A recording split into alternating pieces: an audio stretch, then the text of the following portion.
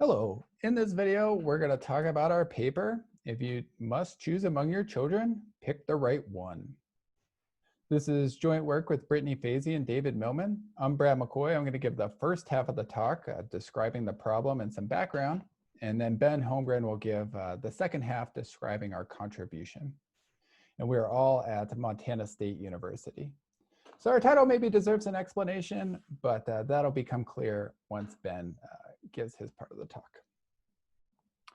So this is a Morse theory talk. So legally, we're required to talk about the height function on the torus. So smooth Morse theory, we have a mapping from some smooth manifold to the reals. And one thing people are often interested in is counting and classifying the number of critical points. So in the torus example, we see 4 critical points here. And we can classify critical points in terms of their index. So we can think of the index as the number of directions that we can move downward from a critical point. So this critical point at the bottom is of index 0 because there's nowhere we can go in the downward direction. At the next critical point, we have one linearly independent direction we can move in the downward direction. So we call this a critical point of index 1. The next critical point is also of index 1, as seen here. And then finally at the top, we have a critical point of index 2, because there's 2 dimensions of downward direction here. So lots of interesting things one could say about smooth Morse theory. At each point that's not critical, we have an idea of which direction is downward. So we can think of that as we get a gradient vector field. So we have a gradient vector assigned to each regular point.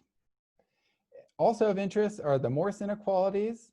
So the number of critical points of index I gives an upper bound on the ith Betti number. So here we have one critical point of index 2.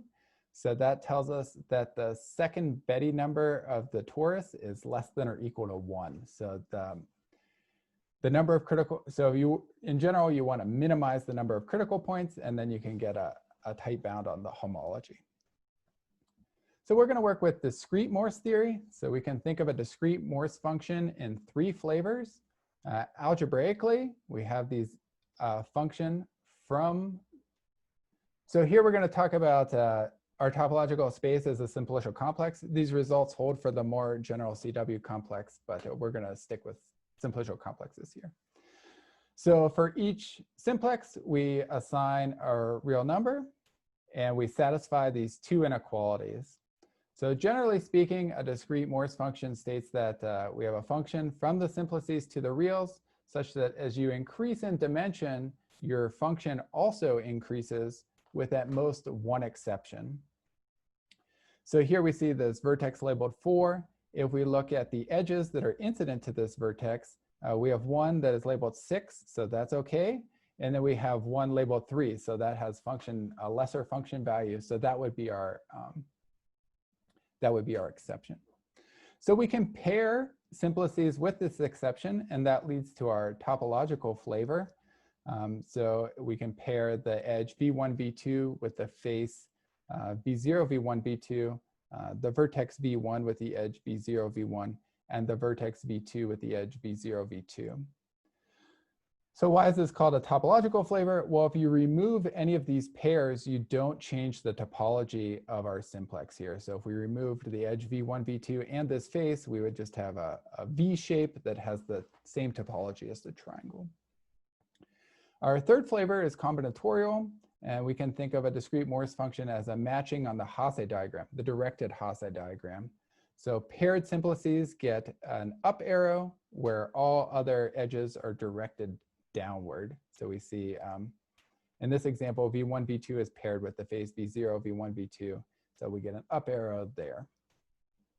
And in the literature, it's often interesting and enlightening to switch back and forth between these flavors. So changing perspectives can give you some added insight. So that's pretty cool.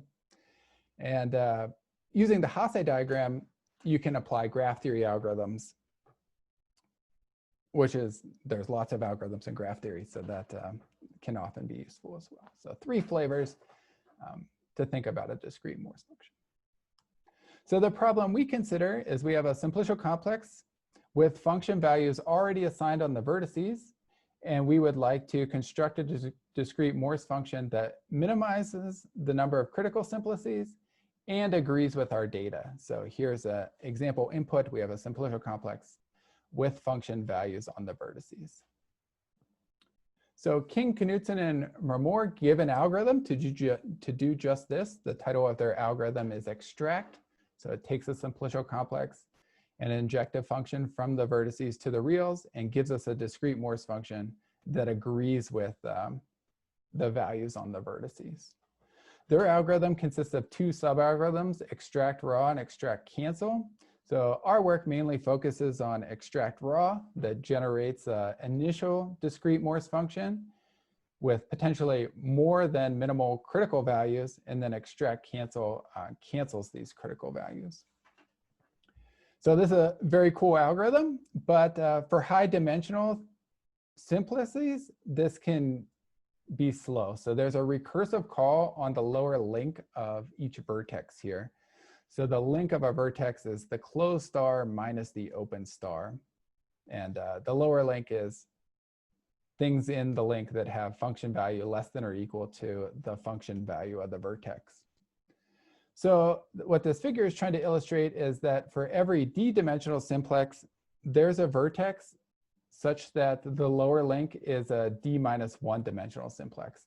So if we consider the tetrahedra, there's this vertex labeled 3, and the lower link of this vertex is the entire triangle. So this recursive call can get expensive, again, especially for high dimensional data. So our contribution is, how do we make a local decision that eliminates the need for this lower call? And that's what Ben's going to tell you about. So Ben. Great, thanks Brad. So now I'm going to give some insight into some important properties of this important sub-algorithm of extract raw.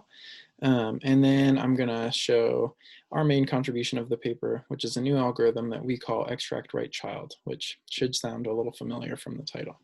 So first off, for an idea of the runtime of extract raw is omega of n squared log n.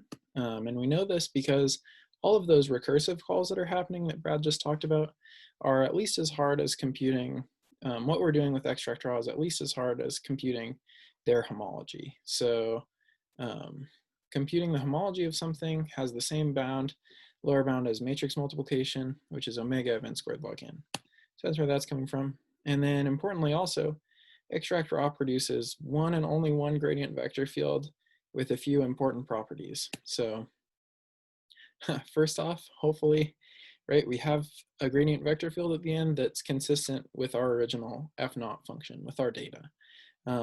So for every vertex in this simplicial complex, we're sort of carrying with every higher degree simplex, basically the largest valued vertex is kind of taking over to be the function value of that simplex. And then importantly also, we have matchings going on in this gradient vector field, the heads of arrows and the tails of arrows.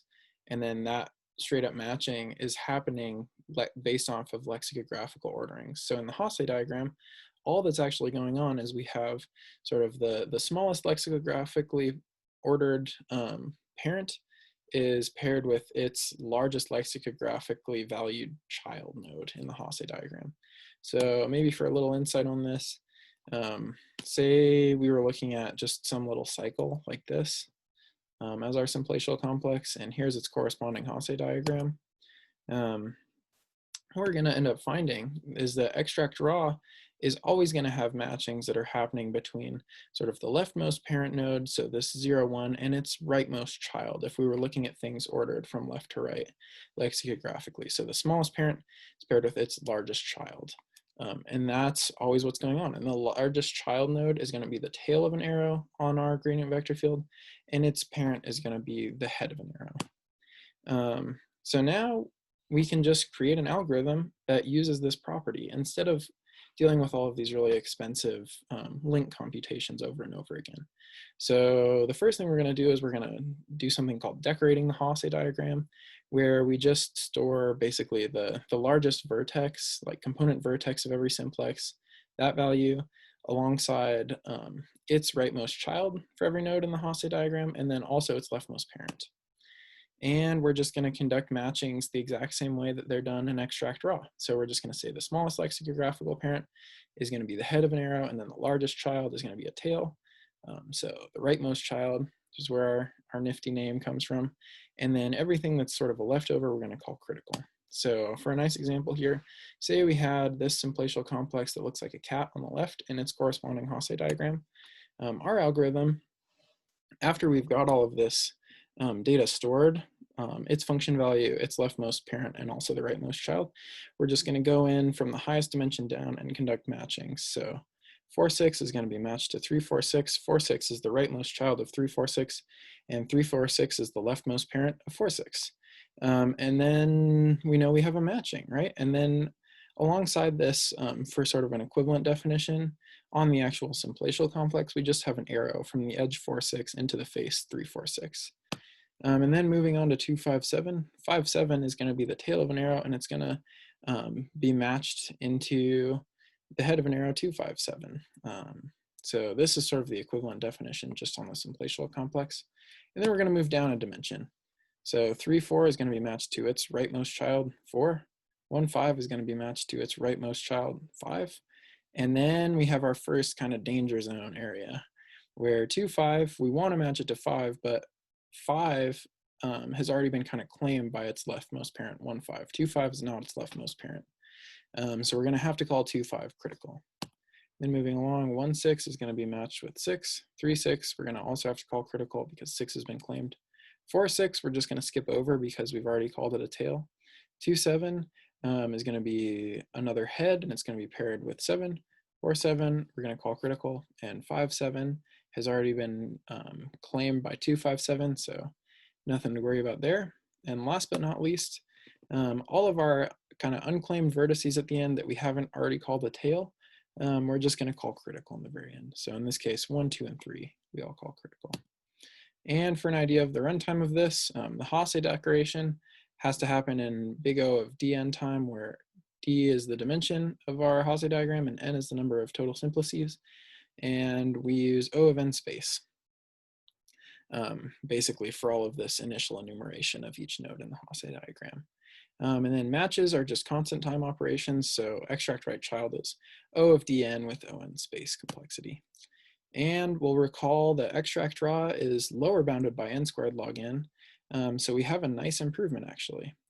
And importantly also, because extract right child is constructed exactly using these properties, and because the output of extract raw can only be one gradient vector field with those exact properties, we have an equivalent output between the two algorithms.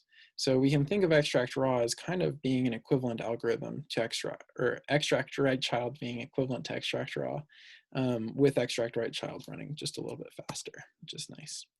And so in conclusion, if we're given some point data on a simplicial complex and we want a way to not only stay consistent with this data, but also kind of have some approximate function to find its topology. Remember, constructing a gradient vector field is an NP hard problem, but if we want something that's at least pretty good, we can, there are already pre-existing algorithms to do this that generate a gradient vector field, which remember is equivalent to a discrete Morse function and also matchings on the Hasse diagram. And so if we actually look at these algorithms on the Hasse diagram, they have an underlying property that exploits lexicographical orderings, but it just does it in a really roundabout way with all of these link computations over and over again. And if we just straight up exploit this property, we get some really nice time complexity improvements. So this is our main result. Thank you so much for watching, and I hope you enjoyed our contribution.